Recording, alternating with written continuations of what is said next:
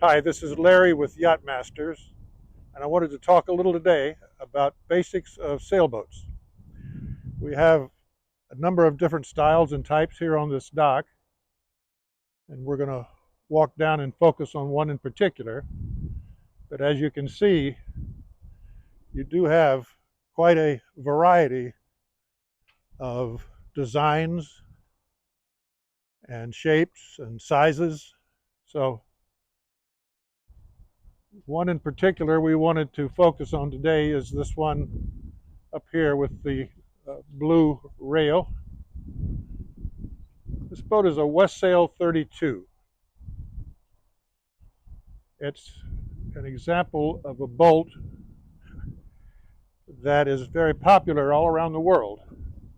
The Westsail 32 came as a finished product from the manufacturer, or it came as what we call kit boats, where you would actually buy the hull and basics and you would finish it out yourself. So the Westsails come in a great variety of conditions as far as finish and fit.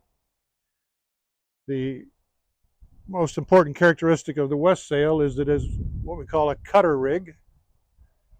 And a cutter rig is a boat that has two sails in the front and then a mainsail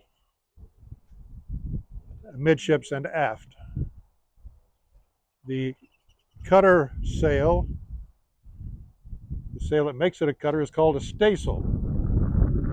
And that goes on the inside. The foresail to the front, the staysail is here. And the advantage of this sail plan is that in heavy weather, you can reduce your sail area and move it more towards the center of the vessel for control. Back in the age of sail, when ships would cross oceans and approach a port, they didn't actually go into the ports. Each port had a pilot who would sail out, get on board the big ship, and take it into the port because he knew the port so well and all the shoals and rocks and areas and how to navigate it. These port pilots, their personal boats were cutters because of their great ability to handle roughest conditions. So the cutter rig is known for that. And there's no better known example than the Westsail. Let's go aboard and look at a couple of features. At the front of the boat, we have what's called the pulpit, which extends out and gives you the reach to get your sail further ahead of the boat, to give you a chance to have a more sail area up here.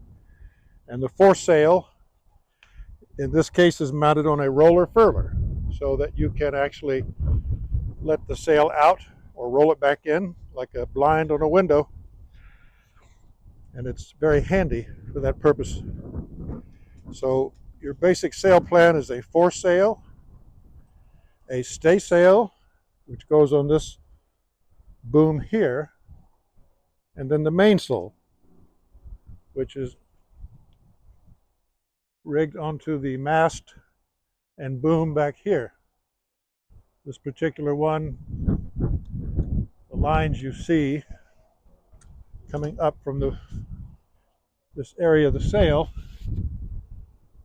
these lines here are called lazy jacks, and they exist to help catch the sail and allow it to be gathered up into this pocket for stowage and when you're reefing the sail.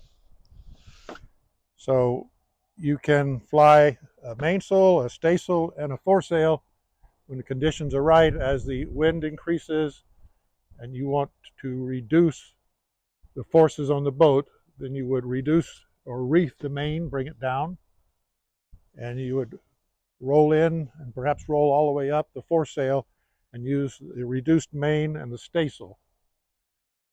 The other item we have up here, this long pole here, is called a reaching strut, and that's used to hold the corner of the sail out.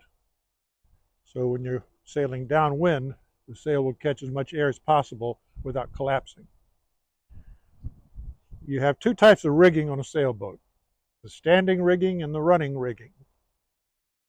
The standing rigging is the part that's always there. That would include the mast and the boom, this boom also, and that reaching strut. These are called spars. And the lines that go side to side and fore and aft that are always in place are part of the standing rigging. The ones to the side are called shrouds.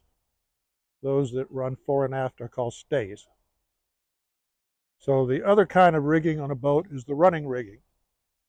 The running rigging is named because the line actually runs through shivs and turnbuckles, and it allows you to control the shape and area of the sails.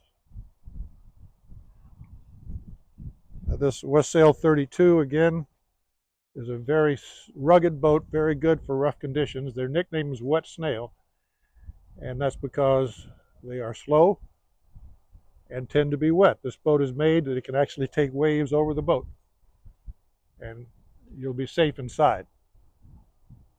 In the movie The Perfect Storm, there was an infamous case of a West Sail where they abandoned it at the insistence of the Coast Guard, a man and two women, and later the boat was found and recovered safe, which goes to prove the old saying that stay with the boat will take care of you.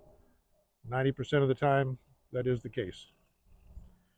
So moving to the aft, we're going to look at some of the features on the back of the boat.